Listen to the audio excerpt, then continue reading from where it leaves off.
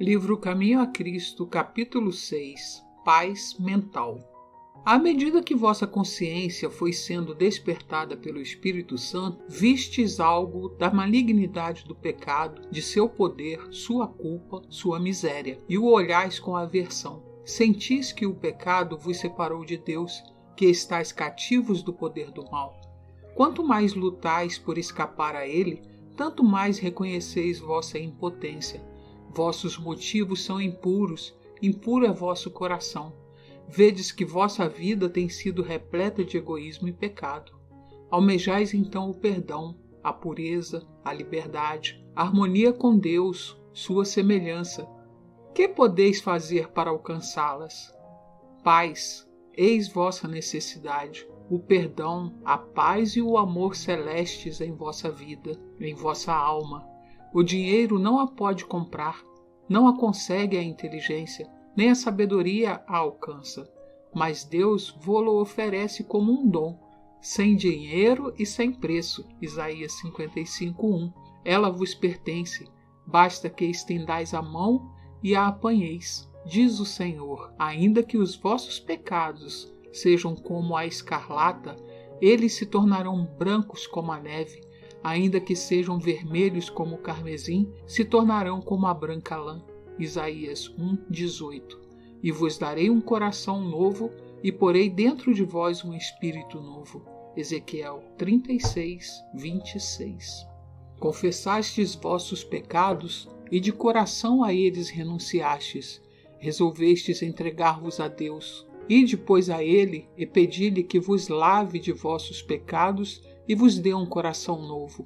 Crede então que o fará, porque assim prometeu. Esta é a lição que Jesus ensinou quando esteve aqui na terra, que o dom que Deus nos promete, devemos crer que o receberemos e será nosso. Jesus curava aos homens suas enfermidades quando tinham fé em seu poder. Ajudava-os nas coisas que viam, inspirando-lhes assim confiança nele quanto às coisas que não viam, levando-os a crer em seu poder de perdoar pecados. Foi o que afirmou claramente ao curar o paralítico, para que saibais que o Filho do Homem tem na terra autoridade para perdoar pecados. Disse então ao paralítico: levanta-te, toma a tua cama e vai para a tua casa. Mateus 9:6. O mesmo diz também João Evangelista, falando dos milagres de Cristo. Estes, porém, foram escritos para que creiais que Jesus é o Cristo, o Filho de Deus, e para que, crendo, tenhais vida em seu nome. João 20:31. Do singelo relato bíblico da maneira em que Jesus curava os doentes, podemos aprender alguma coisa acerca do modo em que devemos crer nele para obter o perdão dos pecados. Voltemos ao caso do paralítico de Betesda. O pobre enfermo estava inválido. Havia 38 anos que não fizera uso dos membros. No entanto, Jesus lhe ordenou: levanta-te, toma tua cama e vai. Mateus 9:6. O doente poderia ter dito: Senhor, se quiseres curar-me, obedecerei à sua palavra. Mas não, creu na palavra de Cristo, creu que fora curada e fez imediatamente o esforço, decidiu andar e andou. Agiu sobre a palavra de Cristo e Deus lhe concedeu a força. Estava são. De igual modo sois vós um pecador. Não podeis expiar vossos pecados do passado, nem podeis mudar vosso coração e tornar-vos santo. Mas Deus promete fazer tudo isso por vós mediante Cristo. Vós credes nessa promessa. Confessai os vossos pecados e entregai-vos a Deus. Vós quereis servi-lo. Tão depressa isso fazeis, Deus cumpre sua palavra para convosco. Se credes na promessa, credes que estáis perdoado e purificado. Deus cumpre o fato. Sois curado, exatamente como Cristo conferiu ao paralítico poder para caminhar quando o homem creu que estava curado. Assim é se o credes. Não espereis até que sintais que estáis curados, mas dizei: creio, assim é. Não porque eu o sinta, mas porque Deus o prometeu. Diz Jesus: tudo o que pedirdes orando, crede que o recebereis e tê-lo-eis. Marcos 11:24. Esta promessa tem uma condição, que oremos segundo a vontade de Deus. Mas é vontade de Deus purificar-nos do pecado, tornar-nos seus filhos e habilitar-nos a viver uma vida santa. Podemos, pois, pedir essas bênçãos, crer que as havemos de receber e agradecer a Deus havê-las já recebido. É nosso privilégio ir a Jesus e sermos purificados e apresentar-nos perante a lei sem pejo nem remorso. Portanto, agora, nenhuma condenação há para os que estão em Jesus Cristo, que não andam segundo a carne, mas segundo o Espírito. Romanos 8:1. Doravante não sois mais de vós mesmos, fostes comprados por preço. Não foi com coisas corruptíveis, como prata ou ouro, que fostes resgatados, mas com o precioso sangue de Cristo, como de um cordeiro imaculado e incontaminado. Por esse simples ato de crer em Deus, o Espírito Santo gerou em vosso coração uma nova vida. Sois agora uma criança nascida na família de Deus, e Ele vos ama como ama o seu próprio Filho. Agora que vos entregastes a Jesus, não torneis atrás, não vos furteis a Ele, mas dizei dia a dia: pertenço a Cristo, a Ele me entreguei. E rogai-lhe que vos dê seu Espírito e vos guarde por sua graça.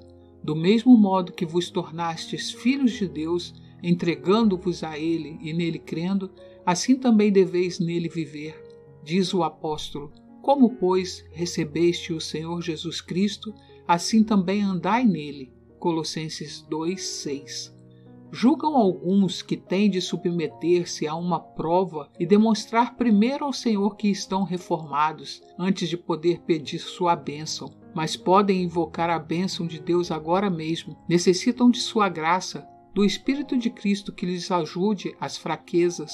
Do contrário, não poderão resistir ao mal. Jesus estima que a Ele nos cheguemos tais como somos, pecaminosos, desamparados, dependentes. Podemos ir a Ele com todas as nossas fraquezas, leviandades e pecaminosidades e rojar-nos arrependidos aos seus pés. É seu prazer estreitar-nos em seus braços de amor, atar nossas feridas, purificar-nos de toda a impureza. Aqui é onde milhares erram. Não creem que Jesus lhes perdoe pessoalmente, individualmente. Não pegam a Deus em sua palavra. É privilégio de todos os que cumprirem as condições saber por si mesmos que o perdão é oferecido amplamente para todo pecado. Abandonai a suspeita de que as promessas de Deus não se referem a vós, elas são para todo transgressor arrependido. Força e graça foram providas por meio de Cristo, sendo levadas pelos anjos ministradores a toda a alma crente. Ninguém é tão pecaminoso que não possa encontrar força, pureza e justiça em Jesus, que por ele morreu. Cristo está desejoso de tirar-lhes as vestes manchadas e poluídas pelo pecado e vestir-lhes os trajes brancos da justiça. Ele lhes ordena viver e não morrer. Deus não trata conosco da mesma maneira em que homens finitos tratam uns com os outros. Seus pensamentos são pensamentos de misericórdia, amor e terna compaixão. Diz ele: deixe o ímpio o seu caminho e o homem maligno os seus pensamentos e se converta ao Senhor, que se compadecerá dele. Torne para o nosso Deus, porque grandioso é em perdoar. Isaías 55:7. Desfaço as tuas transgressões como a névoa e os teus pecados como a nuvem. Isaías 44:22. Não tomo prazer na morte do que morre, diz o Senhor Jeová. Convertei-vos, pois, e vivei. Ezequiel 18:32. Satanás está pronto para nos subtrair às benditas promessas de Deus. Deseja arrebatar da alma toda centelha de esperança e toda raiz de luz, mas não lhe deveis permitir fazê-lo. Não deis ouvidos ao tentador, mas dizei: Jesus morreu para que eu pudesse viver. Ele me ama e não quer que eu pereça. Tenho um compassivo Pai Celeste, e conquanto tenha abusado de seu amor e dissipado as bênçãos que me concedeu, levantar-me-ei e irei a meu Pai, e direi: Pai, pequei contra o céu e perante ti, já não sou digno de ser chamado teu filho, faze-me como um dos teus trabalhadores. A parábola vos diz como será recebido o transviado. Quando ainda estava longe, viu o seu pai e se moveu de íntima compaixão e, correndo, lançou-se-lhe ao pescoço e o beijou. Lucas 15, 18 a 20. Mas mesmo esta parábola, terna e comovedora como é, não consegue exprimir a infinita compaixão do Pai Celestial. O Senhor declara por seu profeta: com amor eterno te amei, também com amorável benignidade te atraí. Jeremias 31, 3. Enquanto o pecador está ainda distante da casa paterna, esbanjando os seus bens em terra estranha, o coração do Pai anela por ele, e cada desejo de voltar a Deus despertado na alma não é senão o terno estar de seu espírito solicitando, suplicando, atraindo o extraviado para o amante coração paterno. Tendo perante vós as ricas promessas da Bíblia, podeis ainda dar lugar à dúvida? Podeis supor que quando o pobre pecador almeja voltar e anseia abandonar os seus pecados, o Senhor lhe impeça severamente prostrar-se arrependido aos seus pés? Longe de nós tais pensamentos. Nada poderia ser mais prejudicial à vossa alma do que entreter tal conceito de vosso Pai Celestial. Ele odeia o pecado, mas ama o pecador, e deu-se a si mesmo na pessoa de Cristo, a fim de que todos os que quisessem pudessem ser salvos e desfrutar a bem-aventurança eterna no reino da glória.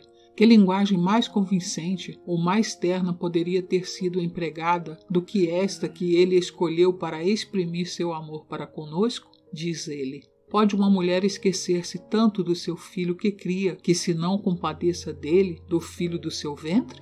Mas ainda que essa se esquecesse, eu todavia não me esquecerei de ti. Isaías 49, 15. Olhai para cima, vós que duvidais e tremeis, pois Jesus vive para fazer intercessão por nós. Agradecei a Deus o dom do seu Filho amado, e orai para que ele não tenha para vós morrido em vão. O Espírito convida-vos hoje. Vinde a Jesus de todo o vosso coração e podereis rogar sua bênção. Ao lerdes as promessas, lembrai-vos de que são a expressão do amor e misericórdia indizíveis. O grande coração de amor infinito inclina-se para o pecador com ilimitada compaixão. Temos a redenção pelo seu sangue, a remissão das ofensas. Efésios 1, 7. Sim, tão somente crede que Deus é vossa ajuda. Ele quer restaurar no homem sua imagem moral. À medida que dele vos aproximardes em arrependimento e confissão, ele se aproximará de vós com misericórdia e perdão.